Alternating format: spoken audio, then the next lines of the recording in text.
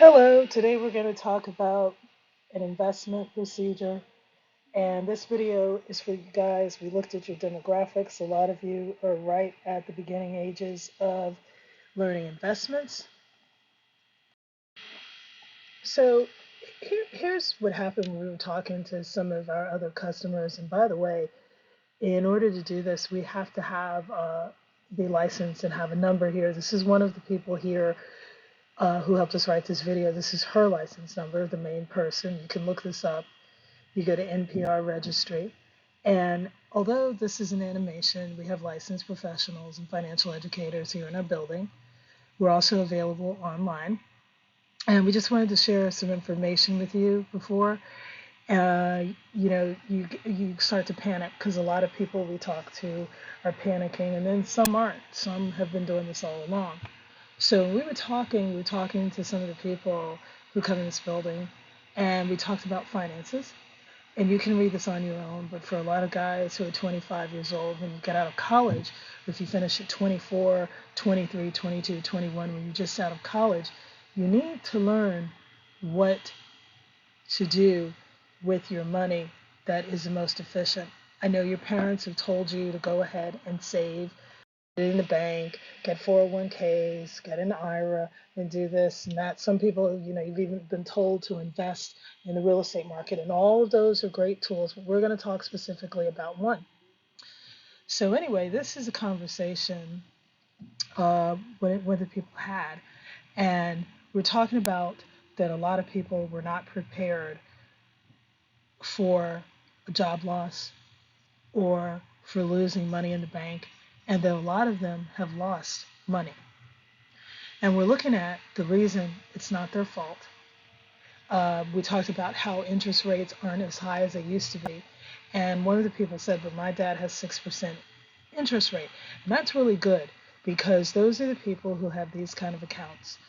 Jumbo accounts, you see people have 4, you see people have 6, people who are with private bankers. But for the most people, the average person, it's more like 3.75. It's a certain rate if you have over $1,000 in there. And it's not the rates that a lot of us saw when we were your age. At 25, for instance, the rates for us were 6 and 7 for some of us here in the building. And for other people, we caught them at 5, but now most of them 3.75, 4.25. And if you are lucky enough to have this 6%, good for you. Okay, but most of the time you have to have a jumbo account. By the way, jumbo accounts are accounts that have, let's circle this word here, that have sometimes at least 50,000 or more. Some people call jumbo account 100,000 or more, but that's like at the moment, at the spot, you have like a couple of weeks to fund it. And if not, they close it and put you in another account. It's usually what happens, and not always. So, you need to check with your bank or go online, see which banks are offering the highest rates for jumbo accounts. Anyway, so we went over this. When did he place it? And the student said this was about the time that they placed it, 2014. Well, that was almost a decade ago. Okay? And back then, this is what happened here. They loaned more money, things were happier now. We're using this nasty word called inflation, which is preventing banks from doing exactly this, which is loaning more money and the ability to give higher interest rates.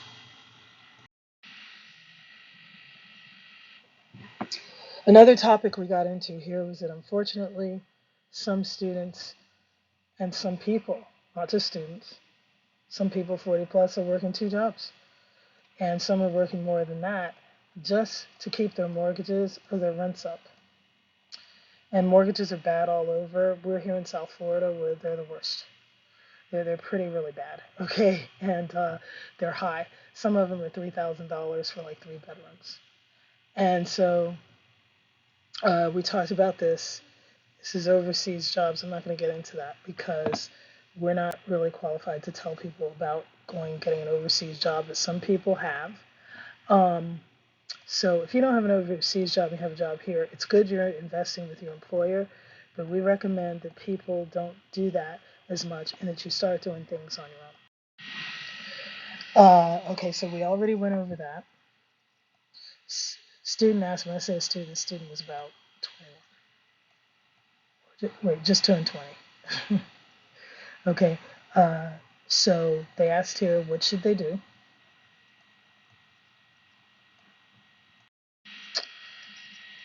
And so here's the biggest thing. Here's the word. Grow money over a period of time.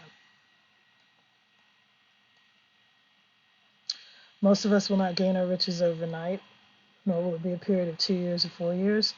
And I know you get beaten to death hearing these words: patience, endurance, and understanding. And a lot of people are in panic mode, so this is down for a lot of people. Patience, and we understand that. Okay, but here's what we're trying to do. And you have to look at your options. Many of you will hear about 401ks, IRAs, individual retirement accounts, and annuities. And on the next slide, we're going to look at an IRA. It's a simplified employee plan for a person in this building who was self-employed at the time and then came here later to work, and this is how they started it. Can they take that instrument and roll it over into an IRA by us? Yes, if they go full time. This person is part time. So that's the problem they had. So I guess they kept their employment self-employed as it is. But let's look at it. Uh, okay, here's the chart. This is a traditional IRA or annuity. This is basically the structure that happens now. This is based on a 2022 market data, how it was shifting. Also, this is someone's real, it's an employee who gave us permission to use it. Notice there's no name, but it's based on something that happened with the employee, and the employee's information is really this lower line because they did 200.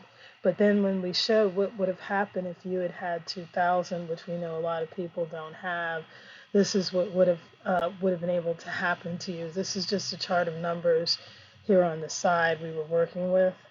You can ignore those, okay? Because here are your numbers here.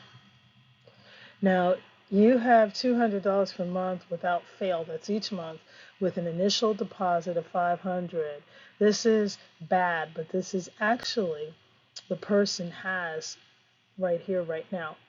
But give or take that you've had 2 more months since November of deposits. So the person is actually really at 7,500 approximately. Now let me explain the market changes and why that happens. When you invest in an annuity, you're investing in a group of stocks or funds, not like a mutual fund, but something that's different, an annuity. And the companies, the administrators, doesn't matter who you use. There are different companies, and I'm not allowed to name any of them, but there are different companies that come out and give you an annuity. And this is basically what they do. They allow you to put in an amount. This person also put in more than 200. They put in 500 1 month, 500 another month, and I think if we were to look at it, they did 500 for 2022 instead of 2. So they went above what they were required with. And look at, there was an initial deposit of 500 here, which gives them a jump. Okay, so when we are looking at this, this would be bad because this is going, as you see below, what's expected the market value. Because if you look at it, 200 times 12 months without fail is already. Hey guys, we know this from basic math. It's already $2,400. Okay, so if you're not making at least this, you know what I'm saying? You're not going to keep it in an account that isn't even at least getting you this. Because technically, you can take that to a bank, a credit union, a savings institution, and you can already do that. So you would then look at us and say, well, why are you telling us to do an annuity or, a traditional IRA? Why would you even suggest that if that's all we're getting? Well, here's the other thing. You had 2 years because if you look at it here, you had from 2020 till 2022. And same thing for the other one, 2000 investment per month to 2022. We're going to go up and look at that. Here's what happened though. When you get interest on those investments, and if you're doing something like this, you may do one company in your annuity, you may do different pools. For instance, the person who did this, they did a couple of known ones. See who they did. Looking at it, they did like Franklin Trust. I'm looking at it as we speak. They did the Franklin Templeton. They did Invesco. They did some others, which all these companies that handle annuities invest in at different times. So if your money over a 2 year period didn't get you to double this, that's bad. That's a bad investment. Okay, because it's not. Now, some people will say that's okay because the market is going to bounce up if I don't get at least 3,800 now, maybe 10 years from now. But the average person looking at this is going to say, why am I doing something this low? And it's below. And even here you have 5,005. That's kind of average because you should have been getting on those investments anywhere from 7 to 13%. And if you did what this person did, which was invest in 4 different investments that make one annuity, okay, what happens is some of those investments are going down in interest, but the others are going up. So you should be able to carry it so that on average, if you wanted an average return, you could actually get that. And that's $5,050. So that beats your 4,800. So that's why we call this an average. That's average, at least what you want to get. But if you want to do excellent, you're going to have to really watch and be very aggressive and look at what you're doing and look at how much you're investing and see what those interest rates are per month. Now, keep in mind, if you're doing someone who has a Series 6 or Series 7, they don't control the market from wherever their office is. The market is controlled by different factors, banks, the companies they invest in, sales, stocks, global welfare, everything, okay, just about that you can think of affects that. And it's not all the federal market rate, it's not all any one thing. So in anything, they make you sign a disclaimer, and part of that disclaimer is the same as ours. Past performance is not a guarantee for future performance, and this chart is definitely not a guarantee for any money you save. It's based on an annuity, and this annuity is different from your annuity. We're just trying to show you how it works. Okay. So if you understand the concept, you're getting interest, you hope, that is a little bit better than the banks. And if you have 7% on one investment, and you have 3% on one investment, it's not so much that they would average out to 5 as so much it is that one balances out the other so that you're not losing too much money. And that's why this person went ahead and invested because they said, I want to beat the rate the banks have. Now, this would be excellent if the person had this, but then they would going to have to switch out. So now with the 7,500 that the person has, remember, they put in 500 more dollars. So if you add your 500 here, you're going to get 500, 300. Add another 500, you're going to be at 6,000 and 800, and then if you add another 500 you're here. Okay, so this person may have switched to something that was 3%, and now after looking at it, which was yesterday, they're probably going to go back and switch it so that they can make this amount change to something like 8. Okay, 8,000, maybe 200, 8,000 or up, so that they get more money on that. And they have to look at the interest rate and hope that when they make the change, which will be in effect on January 10th, that hopefully that amount of money goes up. Let's take a look at this. This is the person that did $2,000 per month. So you just add another 0, and same interest rates, and look what happens. So when you look at people's investments, if someone's kind enough to show it to you and they don't have to, keep in mind some people are married, have a spouse, and they have two people contributing. Some people had money from their parents.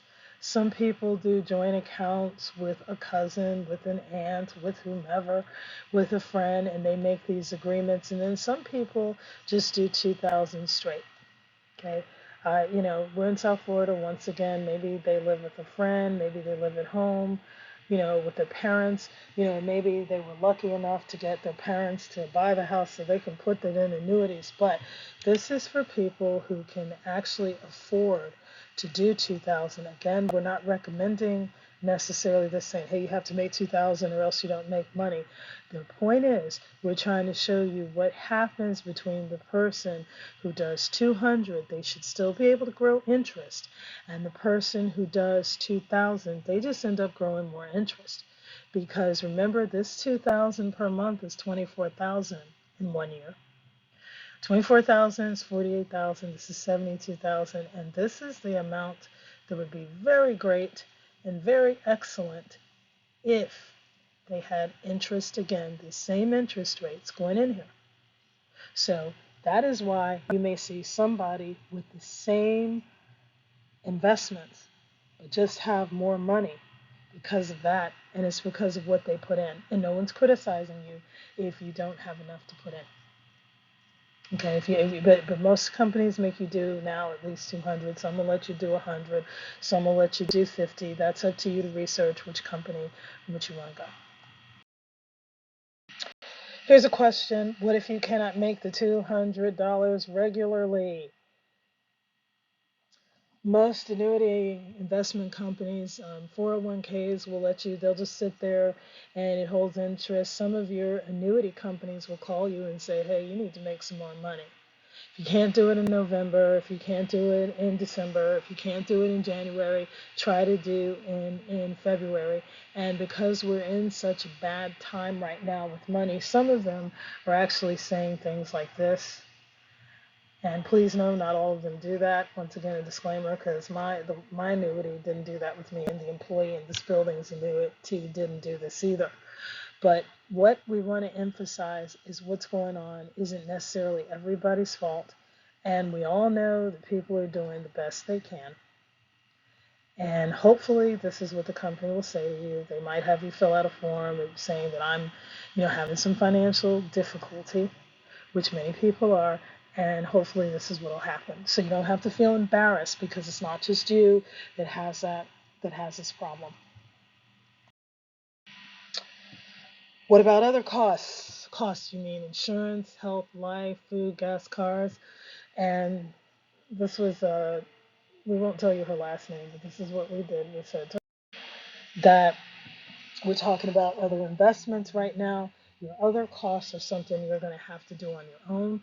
We were talking about specific investments that people should make. If right now it's a horrible time for you to not be able to do any investments, try to put away as little as you can somewhere.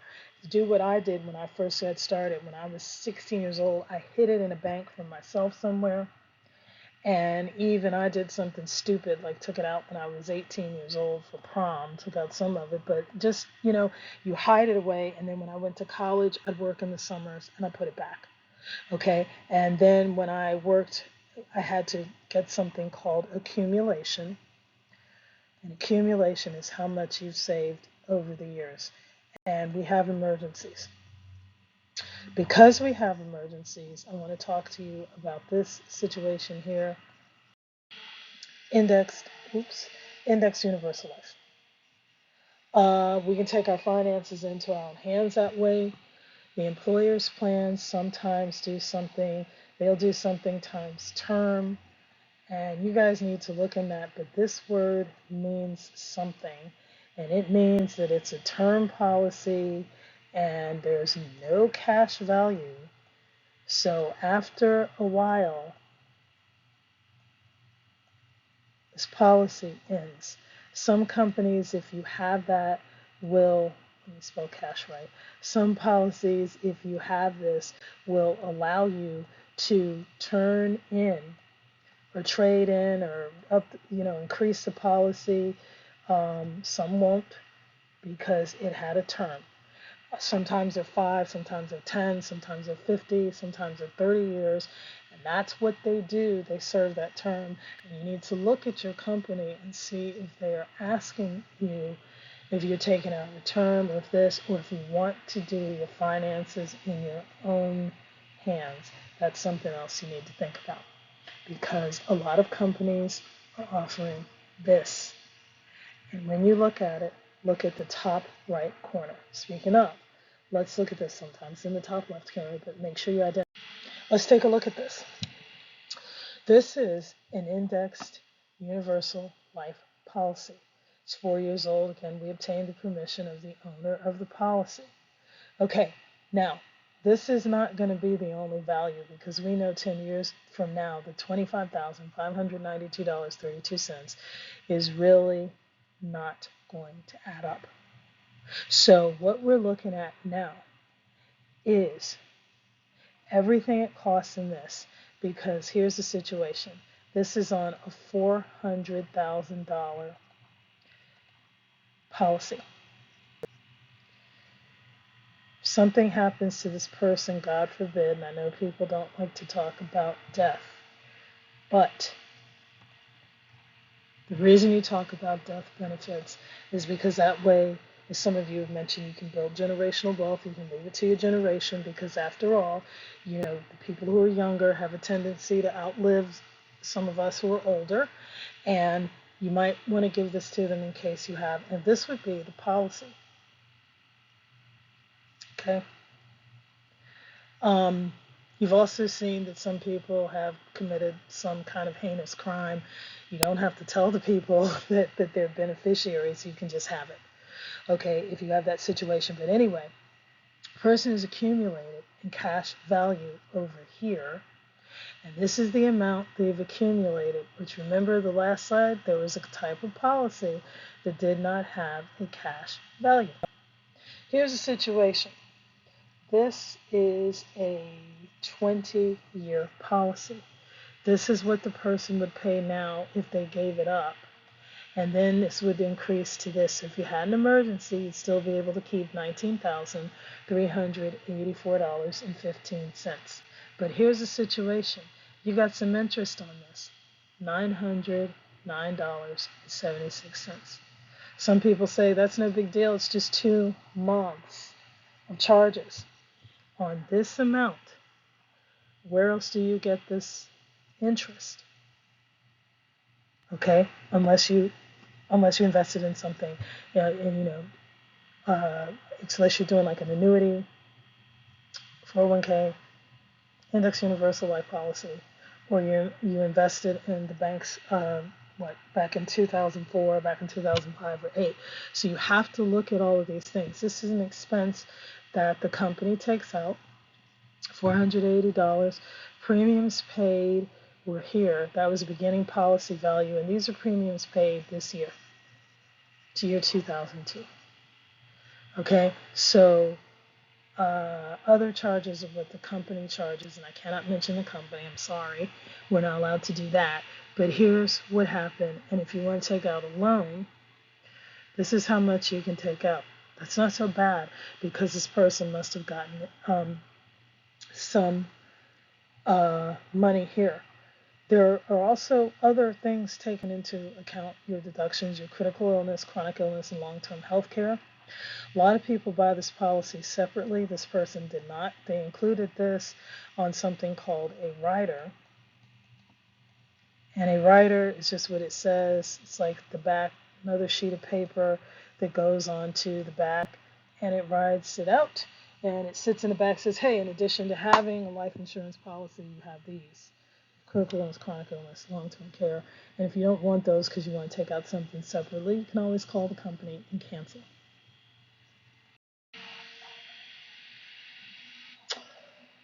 The policy, when you buy those whole life and